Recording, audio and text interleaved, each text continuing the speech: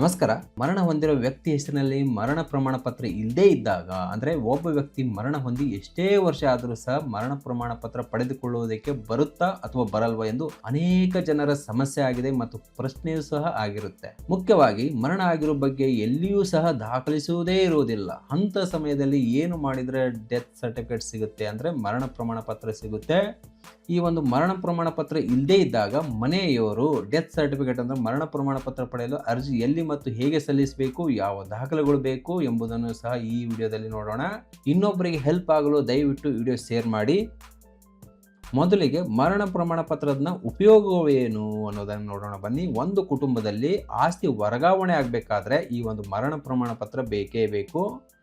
Bank ಅಕೌಂಟ್ನಲ್ಲಿರುವ ಹಣ ತೆಗೆದುಕೊಳ್ಳಬೇಕಾದರೂ ಸಹ ಮರಣ ಪ್ರಮಾಣ ಪತ್ರ ಬೇಕು. ಜೊತೆಗೆ ಬ್ಯಾಂಕ್ ಅಕೌಂಟ್ ಕ್ಲೋಸ್ ಮಾಡಬೇಕಂದ್ರೂ ಸಹ ಬೇಕಾಗುತ್ತೆ. ಹಾಗೆ LIC ವಿಮೆ ಕ್ಲೇಮ್ ಮಾಡಬೇಕಾದ್ರೂ ಸಹ ಮರಣ ಪ್ರಮಾಣ ಪತ್ರ ಬೇಕು. PF EPF ಕ್ಲೇಮ್ ಮಾಡಬೇಕಾದ್ರೂ ಸಹ, ಕುಟುಂಬದ ಪಿಂಚಣಿ ಪಡೆಯಬೇಕಾದ್ರೂ, ಹಾಗೆ ಆಧಾರ್ ಮತ್ತು ಪ್ಯಾನ್ ಸಂಬಂಧಿತ ಕೆಲವು ಪ್ರಕ್ರಿಯೆಗಳಿಗೂ ಸಹ ಬೇಕಾಗುತ್ತೆ. ಹೆಚ್ಚಾಗಿ ಭೂ ದಾಖಲೆ ಬದಲಾವಣೆ ಮಾಡಬೇಕಾದ್ರೆ ಈ ಒಂದು ಮರಣ ಪ್ರಮಾಣ ಪತ್ರ ಅತ್ಯಂತ ಮುಖ್ಯವಾದ ದಾಖಲೆ ಎಂದು ಹೇಳಬಹುದು.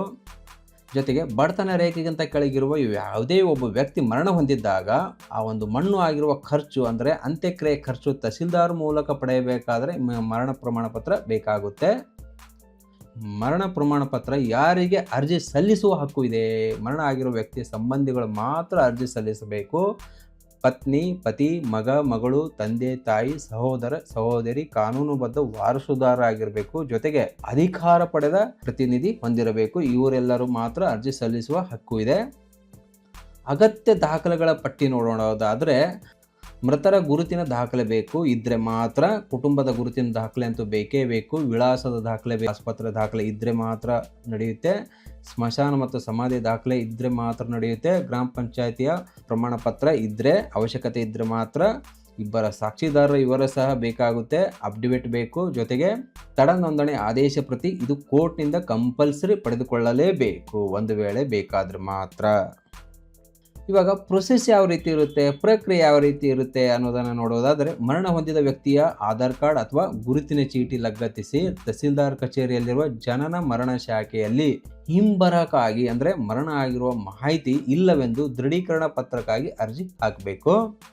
ಜನನ ಮರಣ ಕಚೇರಿಯಿಂದ ಮರಣದ ಮಾಹಿತಿ ಇಲ್ಲವೆಂದು ಹಿಂಬರಹ ದೃಢೀಕರಣ ಪತ್ರ ಪಡೆದುಕೊಳ್ಳಬೇಕು.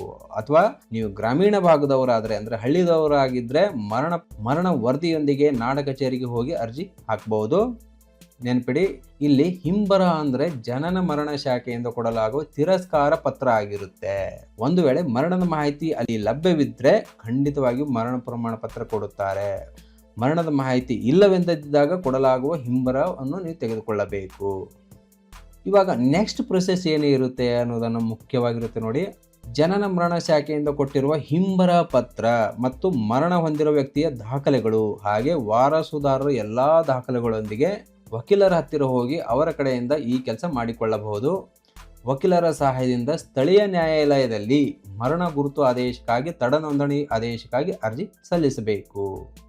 ಸಾಮಾನ್ಯವಾಗಿ ಕೋರ್ಟ್ಗೆ ಬೇಕಾಗುವ ಮಾಹಿತಿ ಏನಪ್ಪಾ ಅಂತಂದರೆ, ಅರ್ಜಿ ಮತ್ತು ಮೃತರ ವಿವರ, ಯಾವ ದಿನ ಮರಣವಾಯಿತು, ಯಾಕೆ ನೋಂದಣಿ ಆಗಲಿಲ್ಲ ಎಂಬ ವಿವರಣೆ, ಎಲ್ಲ ಸಾಕ್ಷ್ಯ ದಾಖಲೆಗಳು, ಅಫಿಡವಿಟ್ ಸಹ ನೀವು ಸಲ್ಲಿಸಬೇಕಾಗುತ್ತೆ. ನೀವು ಕೋರ್ಟಿಗೆ ಅರ್ಜಿ ಹಾಕಿದ ನಂತರ ವಕೀಲರು ನಿಗದಿಪಡಿಸಿದ ದಿನಾಂಕ ನಿಮಗೆ ಹೇಳುತ್ತಾರೆ. ಆವಾಗ ಒಮ್ಮೆ ಅಥವಾ 2 ಬಾರಿ ಮರಣ ಹೊಂದಿದ ವ್ಯಕ್ತಿಯ ಮನೆಯವರು ಕೋರ್ಟಿಗೆ ಹೋಗಿ ಸಾಕ್ಷಿ ಹೇಳಬೇಕಾಗುತ್ತೆ. ಅದರಂತೆ 2 ಜನರ ಸಾಕ್ಷಿ ಹೇಳಿ ದಾಖಲಿಸಿ ಮನವಿ ಮಾಡಿಕೊಳ್ಳಬೇಕಾಗುತ್ತೆ. ತದನಂತರ ಪ್ರಥಮ ದಂಡಾಧಿಕಾರಿ, ಅಂದರೆ JMFC ನ್ಯಾಯಾಧೀಶರು ತಡ ನೋಂದಣಿ ಆದೇಶ, ಡಿಲೇಡ್ ರಿಜಿಸ್ಟ್ರೇಷನ್ ಆರ್ಡರ್ ಆದೇಶ ಪತ್ರ ಕೊಡುತ್ತಾರೆ. ಇದನ್ನು ತೆಗೆದುಕೊಂಡು ನೀವು ಪುನಃ ತಹಸೀಲ್ದಾರ್ ಕಚೇರಿಯಲ್ಲಿರುವ ಜನನ ಮರಣ ಶಾಖೆಗೆ ಹೋಗಿ ಪುನಃ ಮರಣ ಪ್ರಮಾಣ ಪತ್ರ ತೆಗೆದುಕೊಳ್ಳಲು ಹೊಸದಾಗಿ ಅರ್ಜಿ ಹಾಕಬೇಕು. ಆವಾಗ ನಿಮಗೆ ಮರಣ ಪ್ರಮಾಣ ಪತ್ರ ಸಿಗುತ್ತೆ. ಇಲ್ಲಿ ಪ್ರಮುಖವಾಗಿ ನಿಮಗೇನು ಗೊತ್ತಿರಬೇಕು ಅನ್ನೋದಾದರೆ, ಮರಣವಾದ ನಂತರ ಸಾಮಾನ್ಯವಾಗಿ 21 ದಿನಗಳ ಒಳಗಡೆ ನೋಂದಣಿ ಮಾಡಿಸಿದರೆ ಯಾವುದೇ ದೊಡ್ಡ ಸಮಸ್ಯೆ ಇರುವುದಿಲ್ಲ. 21 ದಿನ ದಾಟಿದ ಮೇಲೆ 30 ದಿನಗಳ ಒಳಗಡೆ ಸ್ವಲ್ಪ ವಿಳಂಬ ಶುಲ್ಕ ನೀವು ಪಾವತಿಸಿ ನೋಂದಣಿ ಮಾಡಬಹುದು. ಒಂದು ವೇಳೆ 30 ದಿನ ದಾಟಿ 1 ವರ್ಷದ ಒಳಗಡೆ ಇಂತಹ ಸಂದರ್ಭದಲ್ಲಿ ವಿಳಂಬದ ಕಾರಣವನ್ನು ಲಿಖಿತವಾಗಿ ನೀಡಬೇಕು. ಸಂಬಂಧಿತ ಅಧಿಕಾರಿ ಅನುಮತಿ ಬೇಕಾಗುತ್ತೆ. ವಿಳಂಬ ಶುಲ್ಕ ಸಹ ಪಾವತಿಸಬೇಕು. ಒಂದು ವೇಳೆ 1 ವರ್ಷಕ್ಕಿಂತ ಹೆಚ್ಚು ಆಗಿದ್ರೆ JM ಅವರ ಆದೇಶ ಆರ್ಡರ್ ಕಾಪಿ ಪಡೆಯಬೇಕಾಗುತ್ತೆ. ರಾಜ್ಯದಲ್ಲಿನ ನಿಯಮಗಳ ಪ್ರಕಾರ ಯಾವ ಪ್ರಾಧಿಕಾರ ಅನ್ವಯಿಸುತ್ತದೆ ಅನ್ನೋದನ್ನು ನೀವು ನೋಡಬೇಕು. ಆ ಆದೇಶದ ಆಧಾರದ ಮೇಲೆ ಜನನ ಮತ್ತು ಮರಣದ ಶಾಖೆಗೆ ಹೋಗಿ ಪುನಃ ನೋಂದಾಯಿಸಿ ನಂತರ ನೀವು ಮರಣ ಪ್ರಮಾಣ ಪತ್ರ ಪಡೆದುಕೊಳ್ಳಬಹುದು.